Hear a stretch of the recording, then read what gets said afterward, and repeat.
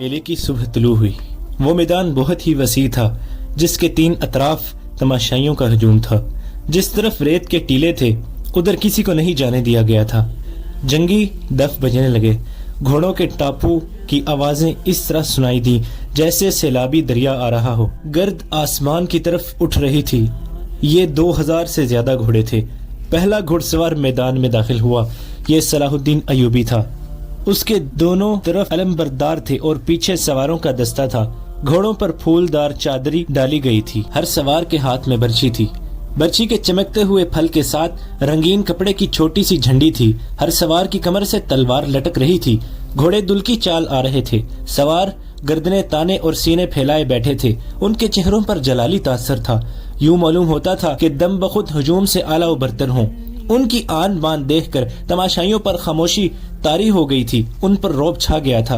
तमाशाई नीम दायरे में खड़े थे। उनके पीछे तमाशाई घोड़ों पर बैठे थे और उनके पीछे के तमाशाई ऊंटों पर बैठे थे। एक एक घोड़े और एक एक ऊंट पर दो दो तीन तीन आदमी बैठे थे। उनके आगे एक जगह शामियाना लगाया गया था जिसके नीचे कुर्सियां रखी थीं। यहाँ ऊंची हैसियत वाले तमाशाई बैठे थे। उनमें ताजिर भी थे, सुल्तान की हुकूमत के अफसर और शहर के मुअज्जिजीन भी। उनमें काहिरा की मस्जिदों के इमाम भी बैठे थे। उन्हें सबसे आगे बिठाया गया था क्योंकि सुल्तान अयूबी मजहबी पेशावाओं और उलमा का इस कदर एहतराम करता था कि उनकी मौजूदगी में उनकी इजाजत के बगैर बैठा नहीं था। उनमें सुल्तान के वो अफसर भी थे जो इंतजामिया के थे, लेकिन उनका ताल्लुक फौज से था। सुल्तान ने इन्हें खास तौर पर कहा था कि उन ज़ुअमा में बैठकर उनके साथ दोस्ती पैदा करें। उनमें खादिमुद्दीन अल-बर्क था। अली बिन सुफियान के बाद ये दूसरा आदमी था जो सुल्तान अयूबी के खुफिया मंसूबों, मुमलिकत और फौज के हर राज से वाकिफ था। उसका काम ही ऐसा था और उसका ओहदा सालार जितना था। जंग के मंसूबे और नक्शे उसी के पास होते थे। उसकी उम्र 40 साल के करीब थी।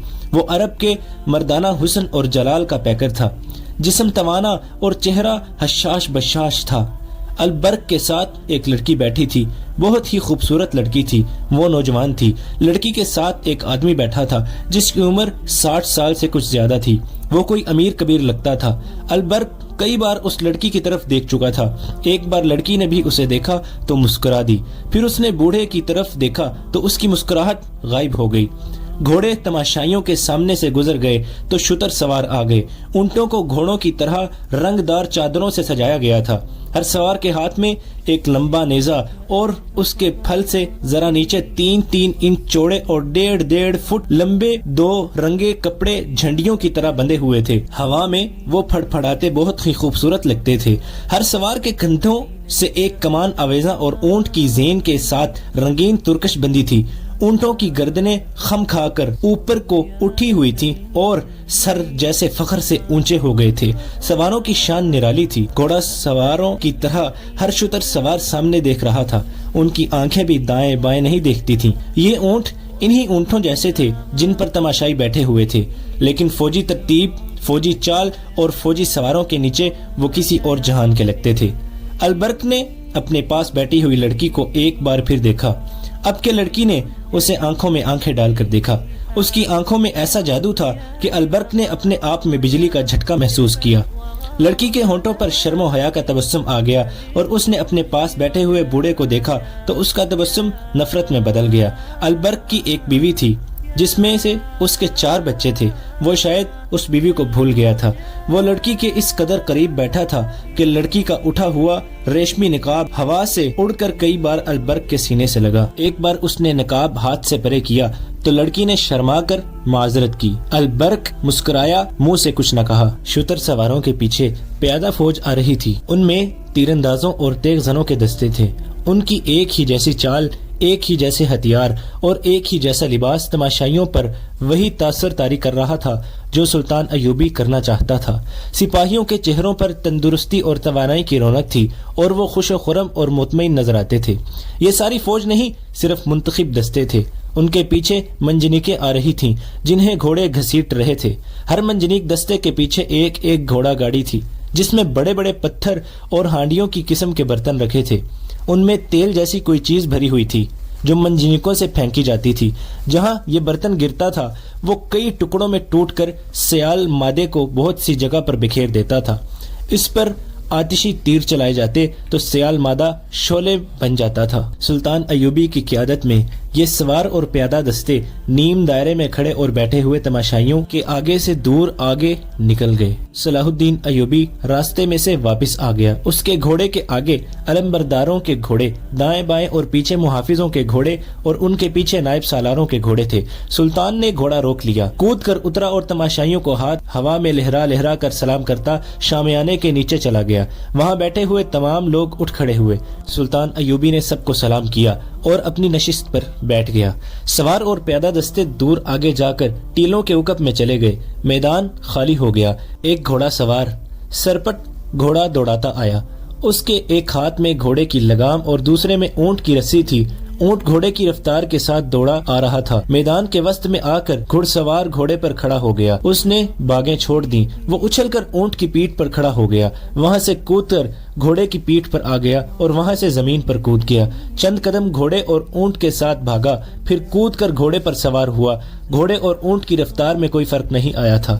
گھوڑے کی پیٹھ سے وہ اونٹ کی پیٹھ پر چلا گیا اور دور آگے جا کر غائب ہو گیا۔ خادم الدین البرق دائیں کو ذرا سا جھکا۔ اس کے منہ اور لڑکی کے سر کے درمیان 2-3 انچ کا فاصلہ رہ گیا تھا۔ لڑکی نے اسے دیکھا۔ البرق مسکرایا۔ لڑکی شرما گئی۔ بوڑھے نے دونوں کو دیکھا۔ اس کے بوڑھے ماتھے کے شکن گہرے ہو گئے۔